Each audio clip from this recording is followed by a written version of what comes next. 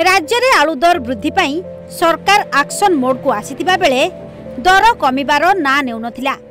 फलरे राज्य सरकार तरफ राज्यर विभिन्न सरकारी सुलभ मूल्य दुकान रे किलो प्रति 35 टंकार आलू बिक्री करा जाउछि। शनिवार संध्या ठारू विभिन्न कंट्रोल दुकान रे आलू बिक्री आरंभ होईछि। आज डीलर दुकान 35 टंकार आलू नेलु मार्केट रेट ठू एठी कम अछि 5 टका कम 40 5 टका कम बोले एठू नेलु डीलर रो। देवगढ़ जिलार विभिन्न रिटेल दुकान रे आलू दर 35 टंकारु 40 टंका रहितिबा बेले कंट्रोल दुकान रे किलो प्रति 35 टंकारे किलो आलू बिक्री आरंभ होईछि। जोगाण विभाग अधिकारी उपस्थिति रे एही आलू बिक्री करा जाउछि।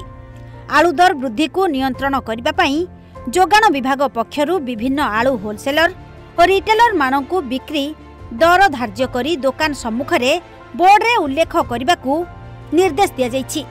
किछि अमानिया दुकानी को तागिद करा जाइथिबा बेले परवर्ती समय रे सेमानंक उपरे कार्यानुष्ठान ग्रहण करबा पई विभाग पक्षरु चेतावनी दिया जाइछि। होलसेलर पॉइंट को उत्तर प्रदेश 641 पैकेट आलू आसी पहुँची। होलसेलर पॉइंट ये आलू रेट अच्छी 3020 टंका आउ रिटेलर मार्केट रे 35 टंकारु 40 टंकार आलू बिक्री कराउछि। सरकार निर्देश क्रमे आमे समस्त जो गवर्नमेंट रिटेलर पॉइंट अच्छी से आमे आलू बिक्री आरंभ करियछु। समस्त रिटेलर पॉइंट रे आमे किलो प्रति 35 टंकार लोक मानकु बिक्री करूछु। गोटे गोटे बेनिफिशियरी 3 किलो पर्यंत आलू नहीं पारिबे।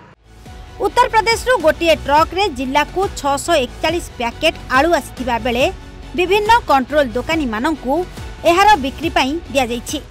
मार्केट रे 40 टंका आलू केजी आ एठी हला 35 टंका डीलर दुकान रे हला मार्केट रु काई आनु 5 टंका कम अछि डीलर दुकान रु नौजो।